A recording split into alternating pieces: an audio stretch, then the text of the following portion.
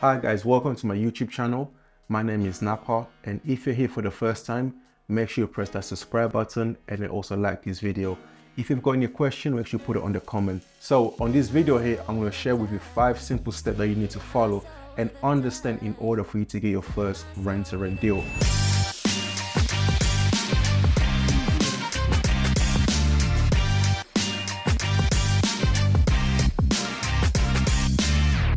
The first thing that you guys want to do is have a master plan. So what I mean by a master plan, you need to understand what you're doing. So are you going to do rental and HMO, or are you going to do rental and service accommodation?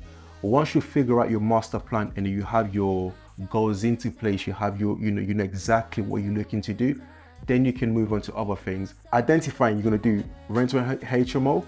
Rental HMO is when you get a property, let's say for example, you get a 5-bed house and then you rent it out room by room, every single room on the individual AST, your gross income minus the money you pay to your landlord and the bills, what's left, that's your profit.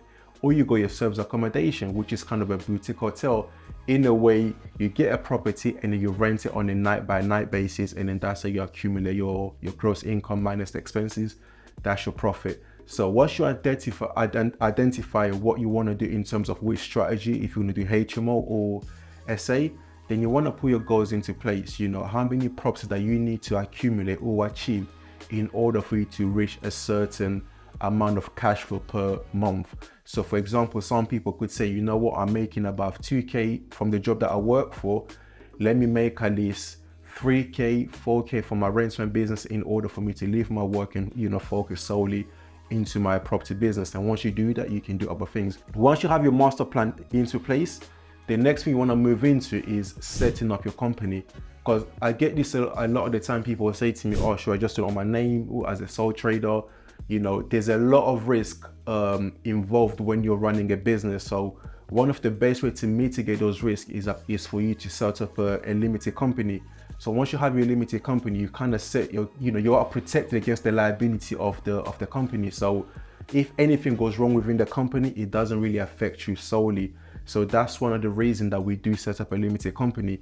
On the other side as well, it makes you look a bit more professional when you're dealing with agents, with, with tenants, with landlords. Because if you're going there saying that you're working with these professional clients and then you're going there as your, your solely self, it kind of reduces your credibility. So once you set your company up, it gives you the little boost up with the agents, with the landlord, and your also potential clients. The next thing you want to move into, this is still on the phase 2, because the phase 1 was your master plan. Your phase 2 is your company setup.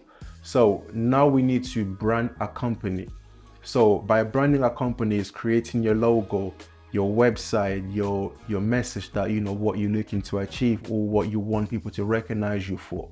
So once you do that and you become compliant, because you also need to become compliant in order for you to run this business.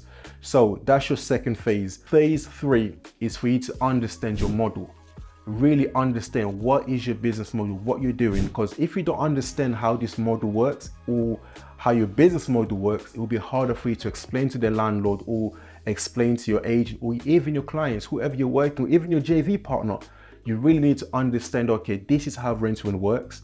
And then this is how it will benefit you, and then this is how it also benefit people around you. Also understand the risk implication that comes with the model as well. And then lastly, you also need to believe in the strategy, because if you don't believe in it, how can you sell it to someone else? So once you believe, okay, this is how this model works, I believe in it, and you can make it work, then you move on to your next phase, which is identifying the correct location. Property business, number 1 from my perspective, is a people business. Number 2 is also getting the right location, because you can buy properties anywhere, or you can even rent and do rent to rent from anywhere. But if the location does not have the demand or the supply, there's no point. You're gonna have a property, you're not gonna be able to tenant it, and then that will cost you a lot of money.